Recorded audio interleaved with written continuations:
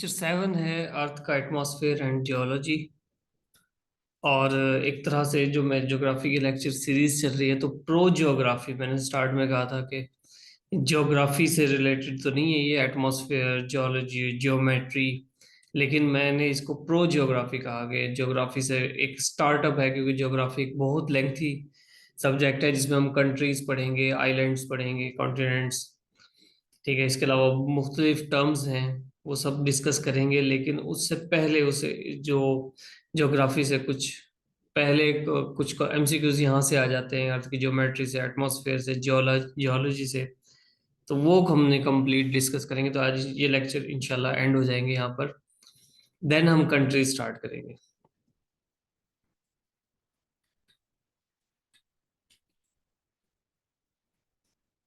Right.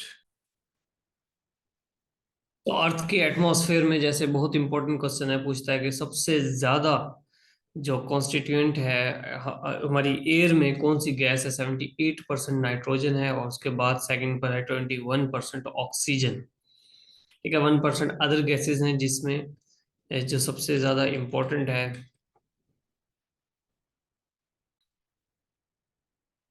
वो है हमारी कार्बन डाइऑक्साइड, यानी 0.04%।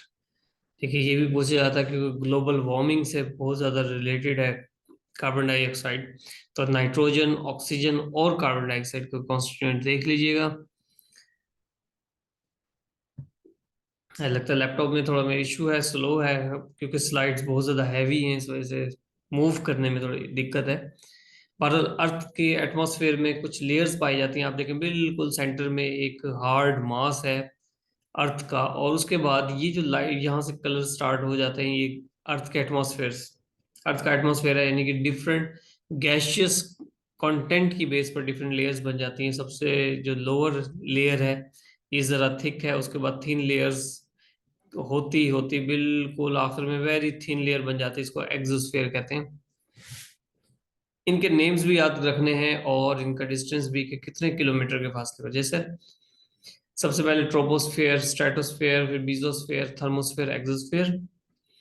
ट्रोपोस्फेयर 0 से 10 यानी किलोमीटर, फिर 30 किलोमीटर, 50, 400 और 400 किलोमीटर से अबव जो है वो एक्सोस्फेयर है। इसके अलावा देखिए, ट्रोपोस्फेयर इज हमारी जमीन जहां पर हम रहते हैं, ये ट्रोपोस्फेयर में ही हम इनहेल और एक्सहेल करते हैं ऑक्सीजन। ये वाला जो हिस्सा है ये सारा ट्रोपोस्फेयर है। आफ्टर देन ये देखना है आपने कि ये ट्रोपोस्फेयर से स्ट्रेटोस्फेयर के दरमियान, यानी कि स्ट्रेटोस्फेयर से पहले और ट्रोपोस्फेयर के एंड होने के बाद भी एक लेयर आ जाती है, उसको कहते हैं हम ट्रोपोपास। इसी तरह स्ट्रेटोस्फेयर के आखिर में और मीजोस्फेयर के शुरू में जो एक छोटी सी लेयर आती है, उसको स्ट्रेटोपास कहते हैं। ये भी आपने याद रखना, एक जगह एमसीक्यूज आया था।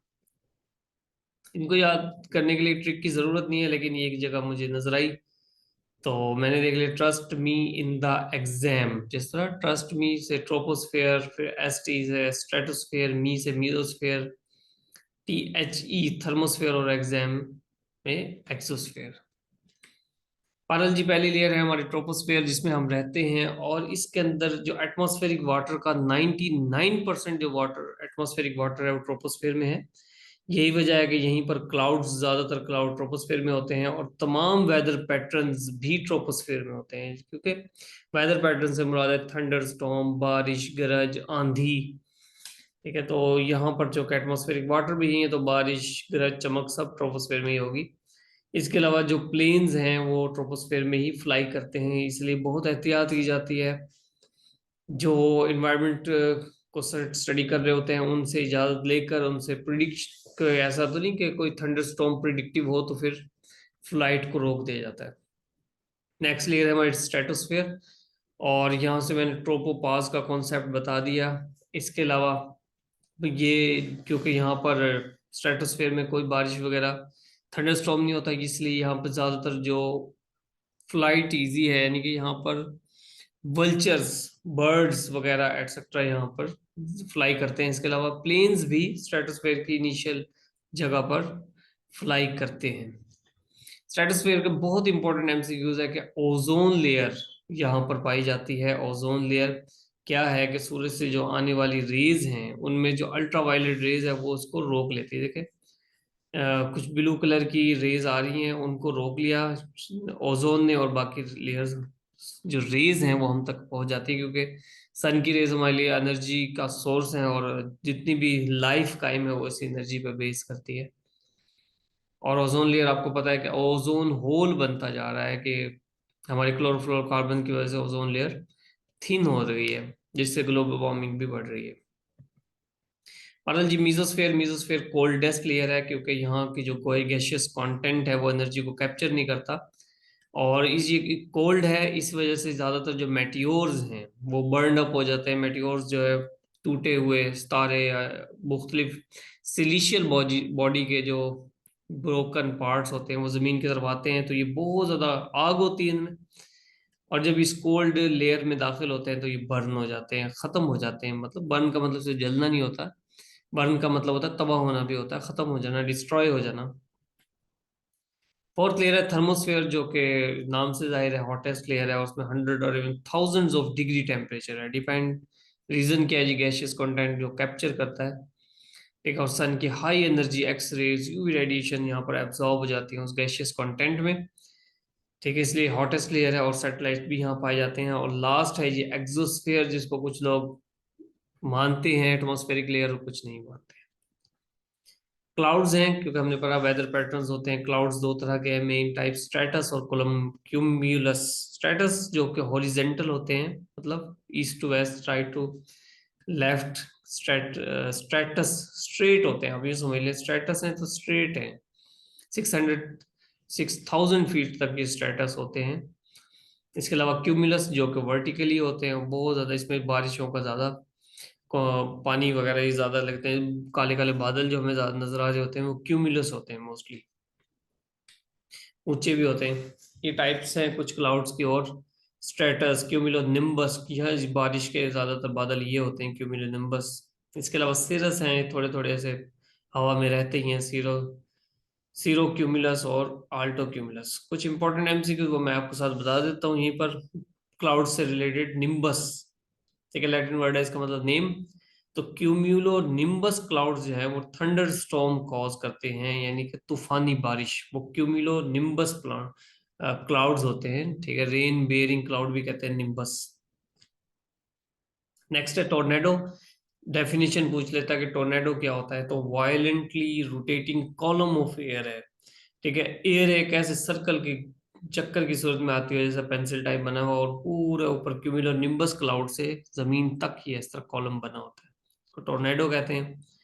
उसके बाद साइक्लोन है, ये कॉलम की शेप नहीं होती, ये एक लार्ज मास है एयर का, ऐसा फैला हुआ लो एटमॉस्फेरिक प्रेशर की वजह से ऐसा घूमता हुआ चारों तरफ फैलते जाता है, और जो कुछ इसके रास्ते में आता है लेके उड़ जाता है, इसको साइक्लोन कहते हैं। ठीक है, समुद्रों में भी आते हैं साइक्लोन, हवा में भी आते हैं। नेक्स्ट है सोनामी। तो पीटीआई गवर्नमेंट की वजह से ये बहुत मशहूर हुआ है कि सुनामी आ रहा है। सुनामी का मतलब है, ठीक है, जापानीज वर्ड है हार्बर वेव, यानी कि साहिली लहर। और जो कुछ ये समंदर से उठती है, ये हो सकता है मून की अट्रैक्शन की वजह से भी उठती है, तो बहुत बड़ी लेयर, ठीक है, वेव उठती है, ऊपर आती है, और साहिल के साथ जो कुछ भी होता है सबको लपेट में लेके तबाह कर देती है। कैटास्ट्रॉफिक ओशन वेव है। इसके बाद हम जियोलॉजी पे आते हैं। जियोलॉजी की डेफिनेशन क्या है, मतलब है क्या जियोलॉजी, तो वो क्या है, जमीन की जो क्रस्ट है, जमीन के किसी भी हिस्से में एनर्जी रिसोर्सेज हैं, नेचुरल मिनरल्स हैं, स्ट्रक्चर है, एवोल्यूशन है, तमाम के तमाम जो है ना जियोलॉजी में पढ़ा जाता है। तो हम इसको इन डिटेल तो नहीं पढ़ेंगे, सिर्फ अर्थ की लेयर्स पढ़नी है हमने। पर अर्थ जो है वो कांस्टेंट स्टेट ऑफ चेंज है, पहाड़ बन रहे हैं, समंदर तब्दील जब अपनी जगहें बदल रहे हैं, ठीक है जी, दरिया खत्म हो रहे हैं, नए बनते हैं, तो इस जो कांस्टेंट चेंज है अर्थ में। कभी कहीं सहरा होता है तो सदियों के बाद वहीं पर जंगलात भी हो जाते हैं, ऐसा भी होता है। अर्थ की लेयर्स हैं जी, सबसे ऊपर ऊपर जो लेयर होती है क्रस्ट, उसके बाद मेंटल, देन बिल्कुल लोअर मोस्ट कोर। तो अपर मोस्ट लेयर जो है वो क्रस्ट है, ठीक है, मेंटल को हम नेक्स्ट पढ़ते हैं। कोर जो है लोअर मोस्ट लेयर है, इसके बिल्कुल जो सेंटर पार्ट है इनर कोर, वो बिल्कुल हार्ड है, सॉलिड लोहे की तरह, और आउटर कोर लिक्विड होती है। मेंटल में जो क्रस्ट के नीचे है वो बिल्कुल मेंटल है और काफी थिक लेयर है, काफी बड़ी होती है। तो मेंटल और क्रस्ट के दरमियान जो पार्ट है उसको लिथोस्फेयर कहते हैं। फिर लिथोस्फेयर के नीचे फिर एस्टीनोस्फेयर भी है। ठीक है, ये जो लिथोस्फेयर है ये 15 से 20 टेक्टोनिक प्लेट्स होती हैं। ठीक है, पूरी जमीन कुछ प्लेट्स पे जैसे कॉन्टिनेंट हमें नजर आते हैं तो बहुत सारी टेक्टोनिक प्लेट्स हैं। अगर जिस तरह से इस टेक्टोनिक प्लेट पे यहाँ पर अगर जल्जला आता है तो बहुत सारे हिस्से ऊपर ही महसूस होगा, टेक्टोनिक प्लेट्स। और ज्यादातर ये जो पहाड़ हैं ये टेक्टोनिक प्लेट्स जहाँ पर जुड़ी हुई हैं यहाँ पर पहाड़ पाए जाते हैं, क्योंकि टेक्टोनिक प्लेट्स आपस में एक दूसरे को फोर्स करते हैं, पुश करती है, इस वजह से पहाड़ बन जाते हैं। यहाँ से देख सकते हैं जी, ये बिल्कुल क्रस्ट है, earth crust, oceanic crust, yellow colour की। और नीचे लिथोस्फेयर है, फिर एस्टीनोस्फेयर है, ये सारे मेंटल का पार्ट है।